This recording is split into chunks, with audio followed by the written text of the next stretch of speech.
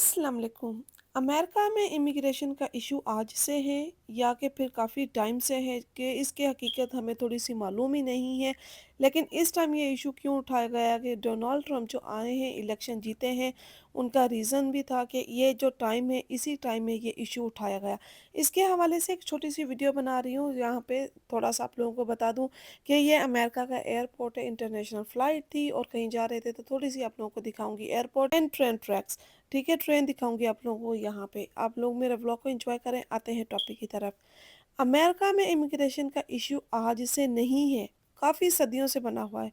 लेकिन इस इलेक्शन में इमिग्रेंट्स के इशू को इसीलिए उठाया गया ताकि वोट्स पड़ सकें। और इस इशू की वजह से चाहे वो डेमोक्रेट पार्टी हो, चाहे वो रिपब्लिकन, दोनों पार्टी को ही इमिग्रेशन को स्ट्रिक्ट करना पड़ रहा है। अक्टूबर 22 को चार्टर प्लेन जाता है तो रिपब्लिक ऑफ इंडिया में इंडियन नेशनल को लेकर यहाँ से इलीगल रहते थे, जो यहाँ पे अपना कोई स्टेटस, लीगल स्टेटस नहीं दिखा पाए। आज इस हवाले से थोड़ी सी ये भी बात करेंगे कि इनलीगल इमिग्रेशन का मतलब क्या होता है। क्या ये वही लोग होते हैं जो बॉर्डर क्रॉस करके आते हैं, या फिर वो लोग होते हैं जो लोग वीज़ा लेकर तो आए लेकिन उसके बाद वो वापस नहीं गए। और इस हवाले से भी जो आर्टिकल है जो आप पढ़ सकते हैं THS.gov की वेबसाइट पर जाकर। इसकी रिलीज डेट क्या है? अक्टूबर 25, 2024। इसमें लिखा क्या है? बेसिकली जितने भी इंडियंस जो थे यहाँ पे रह रहे थे, यहाँ पे उनके पास कोई ऐसे लीगल उनके पास डॉक्यूमेंट्स नहीं था अमेरिका में रहने का, उनको इंडिया वापस भेजा गया। बेसिकली जितने भी इंडियंस अमेरिका में रह रहे थे, इनलीगल रह रहे थे, इनके पास कोई डॉक्यूमेंट्स नहीं थे,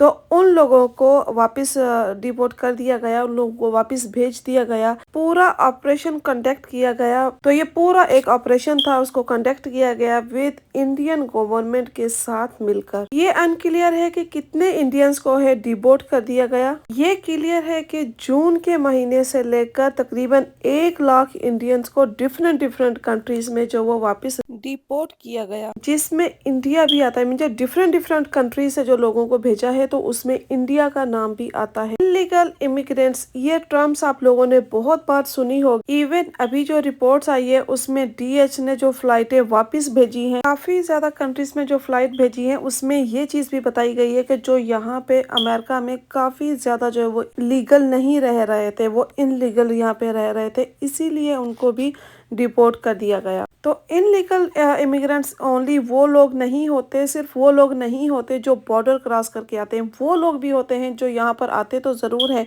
लेकिन यहाँ पर अपना जब स्टेटस उनका एक्सपायर, वीज़ा जो फिनिश हो जाता है उसके बाद वापस अपनी कंट्रीज़ में नहीं जाते, तो स्टे यहीं पे करते हैं। और उनके पास कोई ऐसा लीगल डॉक्यूमेंट्स नहीं होता, उनके पास कोई ऐसा पेपर वर्क नहीं होता जो यहाँ पे वो दिखा सके। आइस अगर उनको पकड़ दिए तो ये दिखा सकें कि भाई यहाँ पे हम लोग यहाँ पे लीगली रहते हैं। तो ये लोग भी जो वो इनलीगल इमिग्रेंट्स कहलाते हैं, जो यहाँ पे आए तो थे लेकिन वापस नहीं गए, तो ये लोग भी हो गए जो इनलीगल इमिग्रेंट्स। तो ये सभी लोग, आप लोग अनऑथराइज इमिग्रेंट्स कह लो, इनको अनडॉक्यूमेंटेड इमिग्रेंट्स कह लो, या फिर आप इनको इनलीगल इमिग्रेंट्स कह लो। आप अगर बॉर्डर क्रॉस करके आए हो, इनलीगल इमिग्रेंट्स, अगर आप वीजा लेकर आए हो, यहाँ पे एंट्री की है, आप ओवर स्टे हो गए हो, तो वो भी इनलीगल इमिग्रेंट्स। तो ये सब आप लोगों को क्लियर होना चाहिए कि भाई इनलीगल इमिग्रेंट्स वो नहीं होते जो जस्ट बॉर्डर क्रॉस करके आए हों। इनमें वो लोग भी हैं, जैसे पहले भी बताया, कि जो यहाँ पे आते हैं, वीजा यहाँ पे खत्म होने के बाद यहाँ पे रुक गए,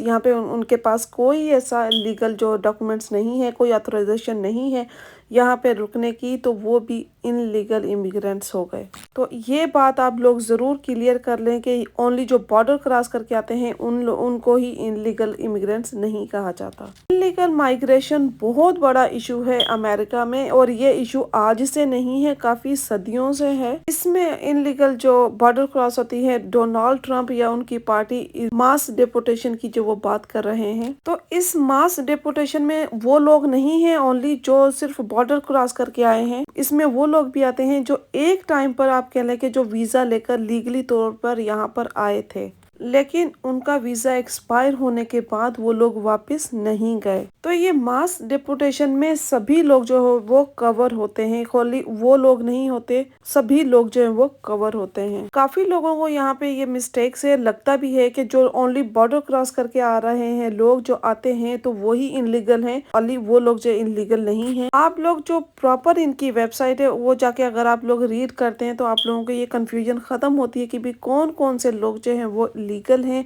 या फिर कौन कौन से लोग जो हैं वो इनलीगल हैं। तो इनकी डेफिनेशन जो है वो बेसिकली आप लोगों को अंडरस्टैंड कर जाएगी कि इसमें क्या कहती है इनकी वेबसाइट पे जाकर इनकी डेफिनेशंस। यहाँ पर एक बात तो ज़रूर है, जो लोग सोचते हैं कि बॉर्डर क्रॉस करके आ जाएंगे अमेरिका में एंट्री हो जाएगी, आपको वर्क भी मिल जाएगा। मैंने इस हवाले से काफ़ी वीडियोस पे बताया हुआ है। आप लोग यहाँ पे वर्क कर लोगे लेकिन आप लोगों का कोई फ्यूचर नहीं है और गारंटी नहीं है, बिल्कुल भी गारंटी नहीं है कि यहाँ पे आप लोगों को आके ग्रीन कार्ड भी मिल जाए। तो पहले तो जब और ही सिनेरिया था, कुछ और ही था, लेकिन अब डोनाल्ड ट्रंप जो आ चुके हैं उन्होंने ये चीज़ें बहुत अच्छे से क्लियर कर दी हैं कि अब ये चीज़ों पे बहुत ज़्यादा सख्ती होने वाली है और डेफिनेटली ये सख्ती होगी। और जो उन्होंने 4 साल पहले कुछ चीज़ें की थी अभी उनको कंटिन्यू करेंगे, अभी जो प्लानिंग चल रही है उनकी। तो अब के दौर में, आज के दौर में ये चीज़ें जो है बॉर्डर क्रॉस करके आना यहाँ पे, या फिर आप ये सोचें यहाँ पे आके हमें ग्रीन कार्ड मिल जाएगा, कोई और जो तरीक़ेकार है वो अपना लेंगे, तो ये काफ़ी ज़्यादा टफ होने वाला है, काफ़ी ज़्यादा जो है वो मुश्किल होने वाला है। तो ये तरीका बिल्कुल आपके लिए गलत है, ये तरीका सही नहीं है। इवन आप यहाँ पे पहुँच भी जाते हो बॉर्डर पे तो आप लोगों को यहाँ पे एंट्री मिलेगी या भी नहीं मिलेगी, उसकी भी अब कोई गारंटी नहीं है यहाँ पे। इतना यहाँ पे ज़रूर होगा कि जो एजेंट्स होते हैं वो आप लोगों से इतना अमाउंट लेते हैं, वो आपका जो है वो ज़ाया जाएगा। तो प्लीज़ ऐसी मिस्टेक अभी मत करें, क्योंकि इमिग्रेशन के हवाले से काफ़ी ज़्यादा जो है वो सख्तियाँ हो रही हैं, स्ट्रिक्ट हो रहे हैं ये लोग। अभी के हालात जो हैं वो आप लोगों के सामने ही है, ऑल वीडियोस में एक्सप्लेन करती हूँ। लेकिन आप लोग अगर ये चीज़ सोच रहे हो कि हम लोग बॉर्डर क्रॉस करके चले जाएंगे, तो ऐसा अभी नहीं आना। आप लोग अमेरिका आएँ, मोस्ट वेलकम, ज़रूर आएँ, लेकिन आएँ तो लीगली तौर पे आएँ। अगर लीगल तौर पे आप लोग एंट्री भी करते हो उसके बाद अपने जो वीज़ा है उसको भी कंटिन्यू करें, उसको भी यहाँ पे इलीगल ना रहें, वो चीज़ें भी काफ़ी ज़्यादा ख़तरनाक हो सकती हैं। उसके भी रिएक्शन आप लोगों को हर वीडियोस में बता चुकी हूँ कि उन लोगों को भी डिपोर्ट किया जा सकता है, तो ये चीज़ नहीं करनी। यहाँ पे किसी सिस्टर का सवाल था कि सिस्टर हम लोग जिन लोगों ने अप्लाई किया हुआ उनका क्या होगा जी, उनके लिए आप अपने लॉयर से कांटेक्ट करें। और राइट नाउ अभी तो डोनाल्ड ट्रंप जो है वो, उन्होंने अप ओथ नहीं ली, अभी सीट नहीं संभाली, लेकिन उससे बाद में क्या होता है वो आप अपने एजेंट से कांटेक्ट कर सकते हैं। आप एजेंट्स के अपना जो लॉयर होगा उससे भी कांटेक्ट कर सकते हैं, लेकिन होपफुली उनके लिए कोई इतना ख़तरे की बात नहीं है। वो सारा प्रोसेस जो वो लीगली तौर पे चल रहा होता है, तो उसमें ऐसा कोई ख़तरा होता नहीं है। तो ज़्यादा इन्फॉर्मेशन लेने के लिए आप सब लोग जो लीगल एडवाइज़र से कांटेक्ट किया करें, ताकि इस तरह की इन्फॉर्मेशन आप लोगों को अच्छे से अच्छे मिलती रहे और उनको कानून के तौर पे दायरे में एक एक चीज़ मालूम होती है कि किस चीज़ को किस तरह हैंडल करना होता है। होपफुली आप लोगों को छोटा सा व्लॉग भी पसंद आया होगा। वीडियो पसंद आए तो लाइक, शेयर, सब्सक्राइब और बेल आइकन को ऑन करना मत भूला करें, ताकि आने वाली ऑल इन्फॉर्मेटिव वीडियोस आप लोगों को मिलती रहें और आप इसी तरह लाइव अमेरिका को एंजॉय करते रहो। मिलते हैं नेक्स्ट वीडियो में नेक्स्ट टॉपिक के साथ। दुआओं में याद रखिएगा। तब तक के लिए अल्लाह हाफिज़।